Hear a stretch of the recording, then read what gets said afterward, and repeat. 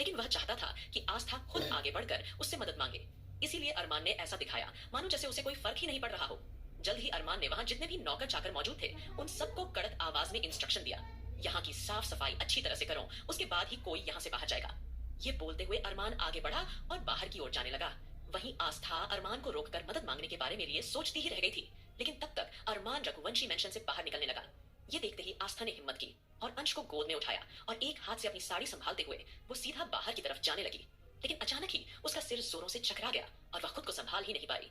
आस्था पूरी तरह से अंश को लेकर गिरने ही वाली थी कि तभी अरमान ने तुरंत आगे बढ़कर उसे अपनी बाहों में थाम लिया। आस्था की आंखें बार बार खुल और बंद हो रही थी।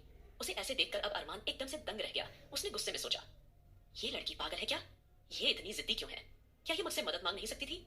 फिलहाल अरमान ने आगे बढ़कर आस्था को अंश समेत अपनी गोद में उठा लिया। आस्था और अंश को उठाना उसके लिए कोई बड़ी बात नहीं थी। अरमान बॉडी बिल्डर था और जब से उसकी याददाश्त गई थी तब से उसने खुद को और भी ज्यादा मजबूत बना लिया था। वह आराम से दो लोगों को एक साथ उठा सकता था। फिलहाल अरमान आस्था और अंश को लेकर जल्दी ही सीढ़ियां चढ़ता हुआ उनके कमरे में आ पहुंचा। वहीं दादाजी अरमान को आस्था के साथ देख चुके थे। उन्होंने मन ही मन आह भरी और सोचा, आस्था के आसपास होने से अरमान के इमोशंस एक बार फिर बदलने लगे हैं। भले ही दुश्मन कितनी भी कोशिश कर लें, लेकिन प्यार करने वालों को कभी कोई अलग नहीं कर सकता।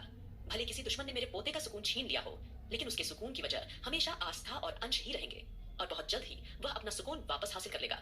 यह सोचते हुए दादाजी एकदम से मुस्कुरा उठे। वहीं अरमान ने आस्था और अंश को सावधानी से उनके कमरे में लिटा दिया और जैसे ही वह वहां से वापस जाने लगा, आस्था ने नींद की हालत में अरमान का हाथ थाम लिया। अरमान की नजरें एक बार फिर आस्था पर लौटी और उसकी कमर पर जाकर ठहर गई। आस्था की खुली हुई कमर उसे पूरी तरह अपनी ओर आकर्षित कर रही थी। उसका दिल चाह रहा था कि वह झुककर आस्था की कमर को चूम ले, लेकिन तभी अचानक अरमान ने खुद ख्यालों को झटका और वो सोचने लगा, ये मुझे क्या हो गया है? मैं किसी लड़की के बारे में ऐसा कैसे सोच सकता हूँ? वैसे भी इस लड़की से मेरा कोई लेना देना नहीं है। ये लड़की तो हमेशा से यही चाहती थी कि अरमान सिंघानिया इसके सामने झुके, इसकी ओर आकर्षित हो और ये इस घर की महारानी बनकर रहे। लेकिन ऐसा कभी नहीं होगा। मैं किसी भी औरत को अपनी जिंदगी में शामिल नहीं करूंगा। इसी सोच के साथ अरमान उठ खड़ा हुआ और वापस अपने कमरे में आ गया। लेकिन आस्था की कमर, उसे गोद में उठाना और फिर आकाश, सुमित, ध्रुव का अपनी पार्टनर्स को उठाकर ले जाना, ये सारी बातों के बारे में सोचकर अरमान की आंखें इधर उधर घूम रही थी। उसके दिमाग में ये सारी बातें खटक रही थी। लेकिन तभी अरमान ने कुछ सोचते हुए आईब्रो चढ़ाई। कुछ तो ऐसा है जो मुझे समझ नहीं आ रहा। और ये सारी लड़कियां इस मेंशन से इतनी ज्यादा जुड़ी हुई क्यों लगती हैं? ऐसा क्या है जो ये सब मिलकर मुझसे छुपा रहे हैं? मुझे खुद इसका पता लगाना होगा। वह अच्छी तरह से जानता था कि आकाश और सुमित लड़कियों से हमेशा दूरी बनाए रखते थे।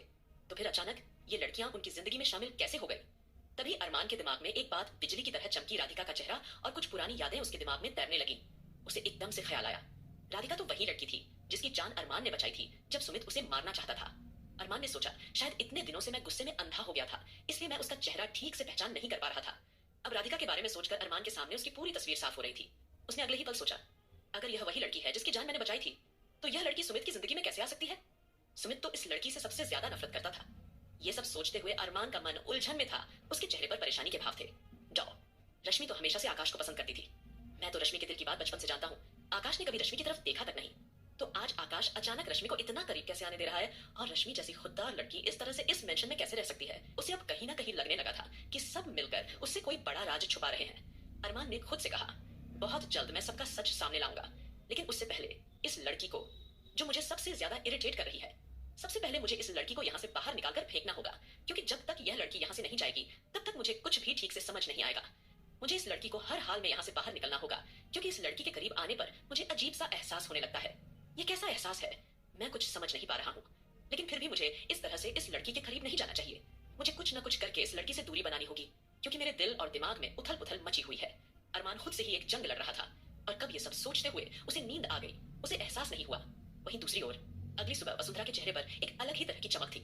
ऐसा लग रहा था कि जैसे वो जो प्लान सोच रही थी उसने उसे सीधे अमल में ला दिया हो। वसुंधरा डेविल स्माइल करते हुए खुद से बोली कि बस 3 दिन और, 3 दिन तक मुझे इस घर में नौकरानी बनकर रहना होगा। उसके बाद इस घर का पूरा नक्शा बदल जाएगा और मुझे पूरी उम्मीद है कि जो मैं चाहती हूँ वह मैं करके रहूंगी। वीर, जो अपनी माँ से मिलने वहां आ रहा था, वो वसुंधरा की यह उटपटांग बातें सुन चुका था। वो अचानक से वसुंधरा के पास आया और उसे नासमझी से देखते हुए बोला, यह आप क्या कह रही हैं? आपको ऐसा क्यों लगता है कि हम केवल 3 दिन तक इस मैंशन में काम करेंगे? वीर का सवाल सुनकर वसुंधरा एक पल के लिए झेप गई। फिर उसने ठंडी हंसी हंसते हुए सिर हिलाया और एकदम से बोली, तुझे अपने माँ पर भरोसा नहीं है? तू देख, मैं 3 दिनों के अंदर ऐसा कुछ करूंगी कि ये सब लोग हमें नौकर बनाने पर अफसोस करेंगे। वसुंधरा की यह बातें वीर को थोड़ी अजीब लगी, लेकिन फिलहाल उसने कुछ नहीं कहा। वह खुद नानी के खिलाफ कुछ न कुछ करना चाहता था, क्योंकि जिस तरह से नानी माँ ने उसका भाड़ा फोड़ा था, वह बात उसे अभी भी परेशान कर रही थी। उसने सोचा कि सबसे पहले उसे नानी माँ को यहाँ से बाहर भगाना होगा, क्योंकि जब तक वह यहाँ रहेंगी वो उनके प्लान को सक्सेसफुल नहीं होने देगी। वहीं वसुंधरा भी अपने मन में अलग ही तरह की चाल चली रही थी। इतनी जल्दी भला वो ऐसे कैसे सुधार कर सकती है? लेकिन अभी तो उसे एक और चुनौती का सामना करना था, जिसके बाद उसकी जिंदगी पूरी तरह बदलने वाली थी। फिलहाल अगली सुबह सभी लोग सोकर उठे, लेकिन अरमान सिंघानिया केवल 1-2 घंटे की नींद लेकर ही उठ चुका था। वहीं आस्था अभी भी थकी हुई सो रही थी और अंश जल्दी उठकर आस्था के पास खेलने लग गया। अरमान ने सोचा कि उसे एक बार जाकर देखना चाहिए कि यह लड़की क्या कर रही है। यह सोचते हुए वह बिना झिझके आस्था के कमरे में चला गया। वहां जाकर उसने देखा कि अंश पहले ही उठ चुका है, लेकिन आस्था अभी भी गहरी नींद में सो रही थी। अरमान ने सोचा, क्या मैं इसे उठाने की कोशिश करूं? नहीं, ये शायद ठीक नहीं होगा। लेकिन तभी अंश ने अपने पिता की गोद में पहुंचकर जोर जोर से किलकारी मारनी शुरू कर दी और अपने नन्हे नन्हे हाथों से अरमान के चेहरे को छूना शुरू कर दिया। अंश का स्पर्श अरमान के दिल को अजीब ही तरह का सुकून दे रहा था। वह शांत मन से यही सोच रहा था, यह क्या है? यह कैसा स्पर्श है जिसे मुझे इतना सुकून मिल रहा है? और ऊपर से जब यह लड़की मेरे सामने आती है, मेरे दिल की हालत इतनी अजीब क्यों हो जाती है? अरमान अपने आप में ही खुद से जंग लड़ रहा था, लेकिन वह भला इस तरह से एक मामूली लड़की को अपने दिल और दिमाग पर हावी होने कैसे दे सकता था? इसीलिए उसने एक गहरी सांस ली और फटाफट आस्था को उठाने की कोशिश की। आस्था ने अभी तक वही रात वाली साड़ी पहनी हुई थी, जिसमें सुबह की धूप की किरणें खिड़की से आकर उसकी गोरी कमर पर पड़ रही थी। यह देखकर अरमान और परेशान हो गया और अचानक उसका शरीर खुद सख्त सा महसूस होने लगा। उसकी हालत काफी खराब थी। उसने जल्दी से अंश को संभालकर पास रखे झूले पर लेटाया और फटाफट कमरे से बाहर निकल गया। अरमान के जाने के बाद आस्था एकदम से उठकर बैठ गई। जब उसने देखा था कि अरमान अंश को गोद में ले रहा है, तो मौका देखकर उसने तुरंत अपनी कमर का पल्लू थोड़ा सरका दिया, जिसकी वजह से अरमान उसकी कमर साफ साफ देख चुका था। अरमान को पीठ जाते हुए देखकर आस्था ने आह भरी और मुस्कुराते हुए बोली, ओह मिस्टर सिंघानिया, और कितना मुझसे दूर रहेंगे? जितना आप मेरे करीब आने के लिए तड़प रहे हैं, यकीन जानिए मिस्टर सिंघानिया, मैं भी आपके करीब आने के लिए उतना ही तड़प रही हूँ। कहीं ना कहीं आस्था की बातों में जुनून की झलक साफ साफ दिखाई दे रही थी। फिलहाल आस्था जल्द ही खड़ी हुई और फटाफट अंश को गोद में लेकर उसे लाड़ प्यार करने लगी। उसने बचकानी आवाज में अंश से कहा, ओह मेला बच्चा, मम्मा का थोला चपेट लो। मम्मा अभी आई, क्योंकि अरमान ने अंश को सुरक्षित तरीके से झूले में लिटा दिया था, इसलिए आस्था बेफिक्र होकर वॉशरूम में चली गई। वहीं अंश किलकारी मारते हुए अकेले अकेले खेलने लगा और खिलौनों के साथ वो खुश होकर मुस्कुराता रहा। फिलहाल आस्था जल्द ही रेडी होकर बाहर आ गई। जैसे ही वह नीचे आई, उसने देखा कि सभी लोग उठ चुके हैं और वहां गुमसुम बैठे हुए थे। तभी आस्था ने अचानक नोटिस किया कि सभी लोग अपना मुंह लटकाकर बैठे हुए हैं। ये देखते ही आस्था आश्चर्य में पड़ गई और वो ये सवाल पूछने से खुद को रोक नहीं पाई, क्या हुआ? आप सब इतने परेशान क्यों नजर आ रहे हैं? तभी ध्रुव और आहान ने बताया, कल रात जागरण में हमारी बीवी हमारे कंधे पर सर रखकर सो गई थी। यह बात अरमान भाई को पसंद नहीं आई थी और इसलिए उन्होंने हमसे बात करने का डिसीजन लिया है। ये बोलने के बाद वे थोड़ा घबराए हुए लग रहे थे। फिर आहान उम्मीद भरी नजरों से आस्था को देखते हुए बोला, आस्था भाभी, प्लीज कुछ करो ना। आपको पता है, हम सब तो सिर्फ भक्ति के मूड में थे। हमारा कोई और इरादा नहीं था। हमने कोई रोमांस नहीं किया। हम बस आराम से सो गए थे।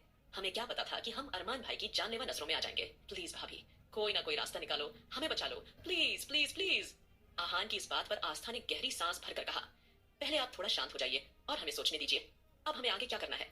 क्योंकि अभी भी वह हल्की सी नींद में थी, इसलिए वो पूरी तरह से सिचुएशन समझ नहीं पा रही थी कि आखिर हुआ क्या है। इसीलिए उसने बेफिक्री से कहा, आप चिंता मत कीजिए, सबसे पहले जाकर अरमान जी से मिल लीजिए। आस्था की इस बात पर आहान के चेहरे का रंग एकदम से उड़ गया और वो ठिठक कर बोला, ओह हाँ भाभी, ये आप क्या कह रही हैं? अगर हम अरमान भाई से मिलने जाएंगे तो वह हमारे सर पर बम फोड़ देंगे।